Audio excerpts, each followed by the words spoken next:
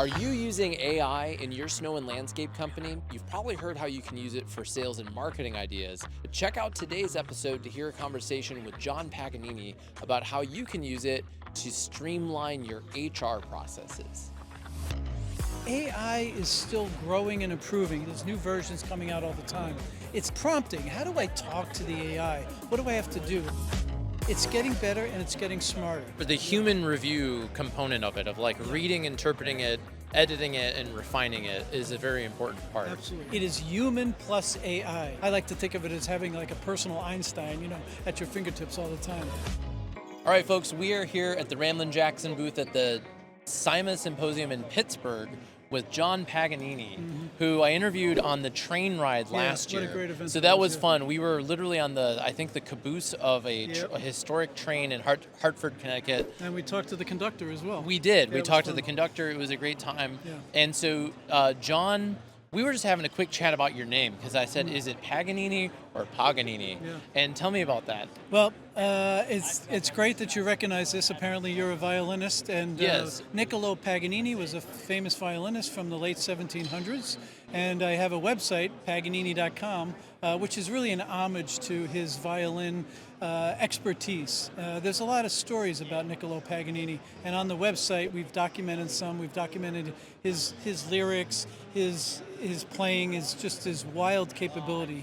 He played very, very fast, and he was a rock star back then, and he had a kind of a dark side to him. He gambled a lot, and so he was a very colorful character.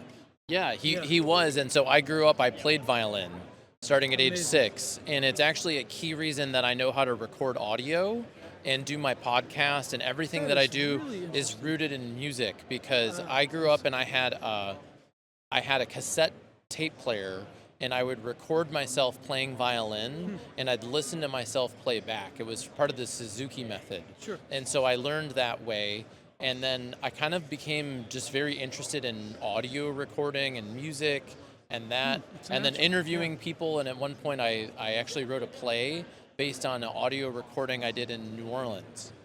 So just kind of a random, Quite diverse, quick story about Good, that. good history. And then there. I They still played- have cassettes. by the Oh, way. for sure. Yeah. And you still have to rewind them, right? Yeah. That was I still have an old reel-to-reel player, actually. Do you really? Yeah. That's incredible. Cool I technology, yeah. have a. I'm a little bit older, though. Yeah. Well, I have a Paganini record. Oh, my goodness. I I- might have it, yeah. Okay, Yeah. so that's cool. We're gonna check that out. So Yeah. love the Interesting. story of the Interesting name and connection everything. there. Are you related? Do you know? Well, we actually have hired 2 separate genealogists to go back and make that connection. And we got to the same city, Jack. So we think we are. And if somebody looks at Niccolo Paganini and look at his picture of me, they go, oh my God, you're related. So maybe. Cool. Well, Maybe. so John, you run CrewTracker software. CrewTracker, so yes. just Mhm. quickly, what is that? It's software to run the operations for a snow and ice management business, and this year we're actually celebrating 20 years of being in business. And the original developers and owners of the system started it 20 years ago when they saw there was a need to track electronically all of the documentation needed in a snow and ice. The routing, the services, the accounting part, sending the invoices out, paying the vendors. And so it has had a long growth path over the years. I'm the third owner myself, and my background has been in IT since not as long as Niccolo Paganini, but I've been in the IT business forever with a focus on systems integration. So if you like, I can talk a little bit about what's cool about the integration. Yeah, tell me what's cool about the integration. We have this kind of a philosophy and approach where we are a digital services platform, and so we're bringing in information from companies like WeatherWorks, Frost Solutions. Of course, we integrate with QuickBooks to do the accounting. But our vision is that we're a platform to bring in the necessary data that these operations managers and the owners of these businesses need to better run their operations and efficiencies. And where I got excited is this year we're announcing, I have a recent student, if you will, of AI in the past couple of years. And so we've introduced this year a Crew AI chatbot. And you can say, show me my top properties, or show me my top materials or services, and it'll generate output showing you from a database that information. The other aspect is we've developed a chat bot just for the help desk. So we've ingested into the AI all of the user manuals, the FAQs, and any information that we thought the users would need to run their business. So is that for help desk? Does that mean like a current customer, a subscriber of CrewTracker software? Yes. They would go onto your website and ask No, the they help would desk. be in the application itself. They'd be and in say, the how app. do I send invoices? Or how is a vendor bill calculated? Or how can I do the crew rates? Or whatever it is that the system needs to do that has been documented will then emerge in a nicely formatted output. Now, this doesn't take away from, we try to excel on customer excellence, so we have that 24/7, but it may be a good start at being self-sufficient to the users who can just say, geez, I forgot how to send an invoice, let me do that, and ask the chatbot. And that's only going to get smarter and better as it moves on. Cool. So you presented here on 5 ways Yes. to use ChatGPT Yes. in your snow business. business, Yeah, yeah. so what are some of them? Well, you may be aware, but with ChatGPT, one of the things I did talk about first was what is AI. Give a general overview to people who are really not familiar with it, because it's still new to a lot of people. The definition of AI, what is it, what's going on with that, much less a fear. So the message was, let's get started on AI now, because it's here. So a little bit about overview of AI, and then a little bit about prompting. How do I talk to the AI? What do I have to do? Like, for example, you want to tell it, for example, you give it a role. You're a social media marketing expert extraordinaire, and you know LinkedIn, you know YouTube, you know how to do all these things.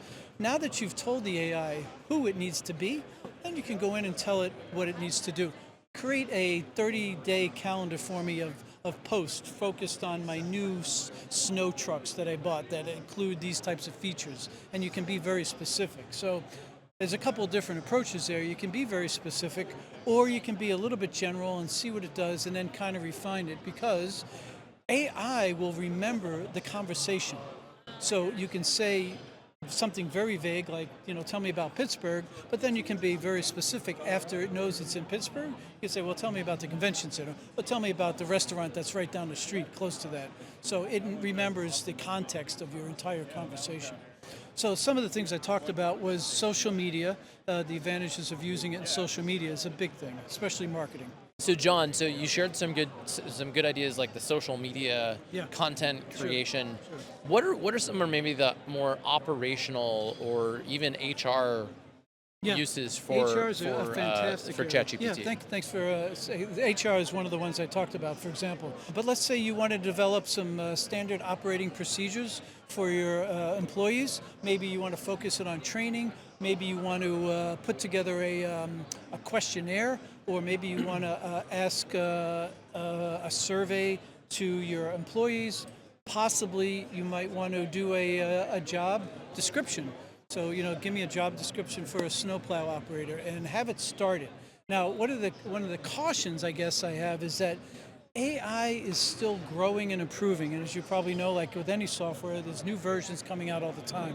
It's getting better and it's getting smarter, but you should always check to make sure that the information you're looking at is correct and what you're looking for, especially if you're going to share it. Yeah, for sure. The human review component of it, of like reading, interpreting it, editing it, and refining it is a very important part. Absolutely. And also, though, using good prompts, right? So asking the right questions when you're using it. What are maybe some prompts for people listening? They're like, oh, I've never done this. Like, open up ChatGPT, and what would be an example of a prompt that we could type in that could help us with a standard operating procedure document? Sure. Give an example. And I just want to address one thing that you said is it is human plus AI. It's not just AI by itself, and now the human can be complemented by an AI. And I like to think of it as having like a personal Einstein, at your fingertips all the time.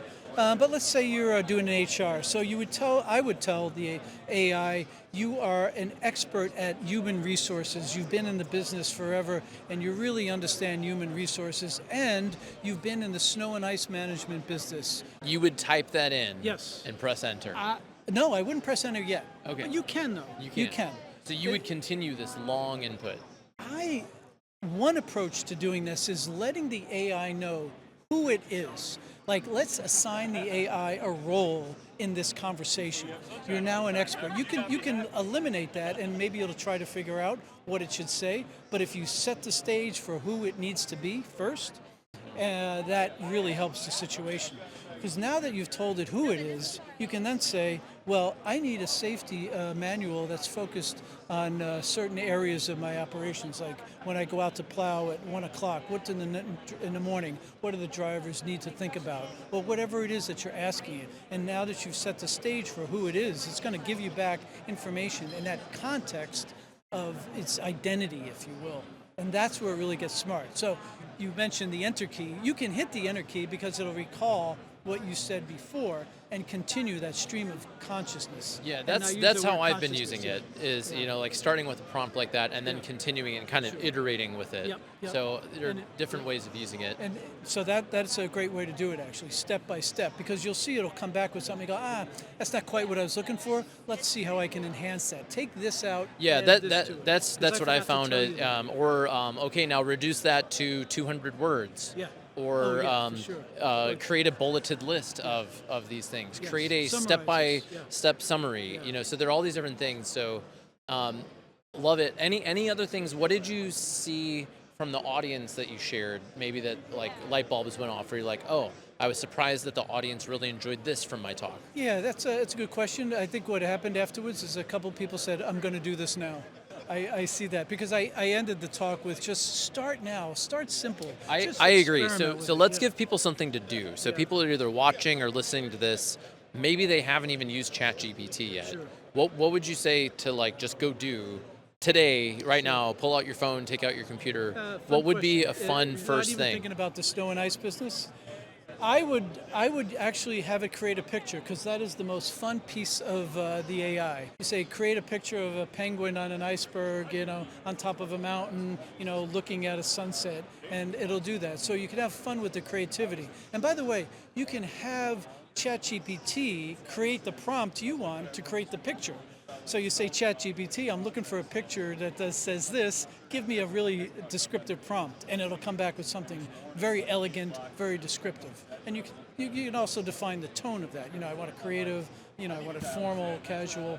So I would say experimenting with the pictures is a fun way to see how to get to talk. So I did this with my kids who are 8 and 9, and we created an AI logo for the Pythons. Was their club name. Okay. And it was amazing, and we made this thing that said the Pythons, and it was an image of it was the cobras. Okay. And then either way, it was a snake. It was a snake, yeah. And then they wanted to print it. And I was like, hey guys, this is going to take so much ink and it's going to look awful. And they're like, no, Dad, we got to print it anyways. And so we printed it, and sure enough, it looked awful. Well, right. I don't know. It used so much ink. Yeah. Like it was mainly black with like yellow eyes. And it reminded me of the first logo I made when I was a kid in like Microsoft Paint. Sure. And then printing it a long time ago. Yeah, so some things haven't changed and some things really have. So, but anyway, so that's a good prompt. Or another one is to like plan an itinerary. Oh, of course. You it's travel. Like Plan it. What should I do? I have 2 days at Pittsburgh. Tell me the best things I should do. Yeah. That's cool. Well, John, thanks for coming by and doing a follow-up podcast with me. For folks listening, where can we connect with you and learn more? CrewTracker.com. Awesome. Well, thanks for coming on the Landscaper's Guide. You're welcome. Thank you. If you enjoyed today's conversation, make sure you like this video and subscribe to our YouTube channel for weekly updates to help you grow your snow and landscape company. My name's Jack Jostes, and click the link at the end of this video for the next one.